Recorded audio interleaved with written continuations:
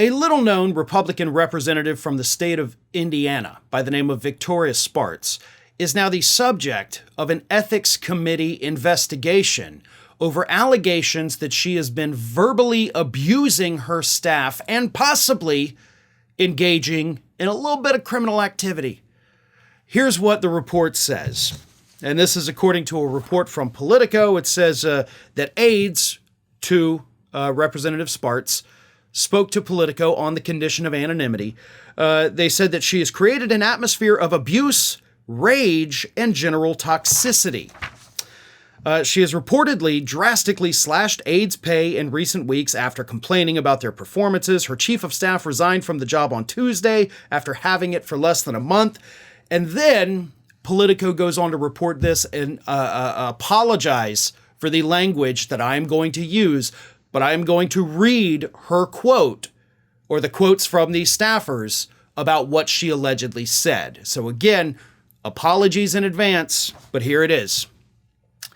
The common thing is for her to call someone up or to their face, cuss them up, say the F word about 1 million times, call them effing retards, effing children, effing whatever, the staffer said. That's a weekly thing. It's not rare. All my interactions with her have been filled with complete and total rage. The former employee recounted how they told the ethics staffers that Spartz had told them in late March on a phone call, quote, "I would rather die than not complete a task. Can you give me that same level of commitment?" A second former staffer heard Spartz make that comment.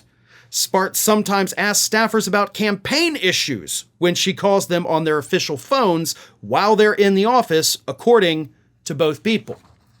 Now, that last part is where you kind of tread the line into potentially criminal behavior, as you are not allowed to use any kind of government facility, government property as part of a campaign.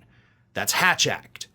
So if Spartz is in fact calling up these staffers who work for her as a representative, not as a candidate, and they're using their official government phones, or they're on the clock in a government building, then that would be a violation of the Hatch Act, which of course is probably what the House Ethics Committee is focusing mainly on. Because obviously, if she's just being a horrible human being to her staff, there's not a whole lot that the Ethics Committee can do, right? They can admonish her, which is just a public acknowledgement that we don't like this, but they're not going to kick her out. Hatch Act violations, on the other hand, can actually be referred for potential prosecution to the Department of Justice. Now, the slurs, the R word that she's using, 100% unacceptable. Like, that alone should probably be grounds to get this woman out of office. But Politico also talked to one of her staffers who apparently thinks everything's great. Here's what that staffer said. The Congresswoman has long been critical that too many in Washington want power, pay, and privilege and then turn around and do nothing. When the system is held to account, we get anonymous rumors and exaggerated stories. She does insist that people be held accountable for delivering policy results to the American people. Oh, so it's these other people, it's the staffers that want power and pay and privilege, not Spartz, right?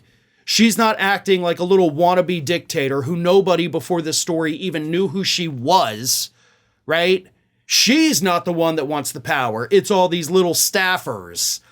That's insane. That is an absolutely idiotic, ridiculous statement. Almost as ridiculous as a statement Spartz put out a couple months ago when reports first started surfacing of her verbally abusing her staff. And she said, quote, "I work extremely hard at a pace that is not for everyone." What about the R word? Calling everybody the R word. Is that for everyone? Calling them effing children, effing idiots, all that. Is that for everyone? There's a way to get the job done that doesn't require putting other people down. If they're not living up to the task, help elevate them. Don't tear them down and then expect them to do better. That's not how human beings work, guys. But this does need to be investigated, so I'm glad that the Ethics Committee is doing it. I know they got a lot on their plate with the Gates investigation, but hopefully they can carve out enough time to get to the bottom of this one too. Hey everybody, I don't know if you've noticed this, but we are closing in on a pretty major milestone here at Fair and Balanced as we approach 500,000 subscribers. But we're not there yet, and we definitely need your support. So if you're not already, please do subscribe to the channel, and don't forget, like and comment on the videos and share them as widely as possible.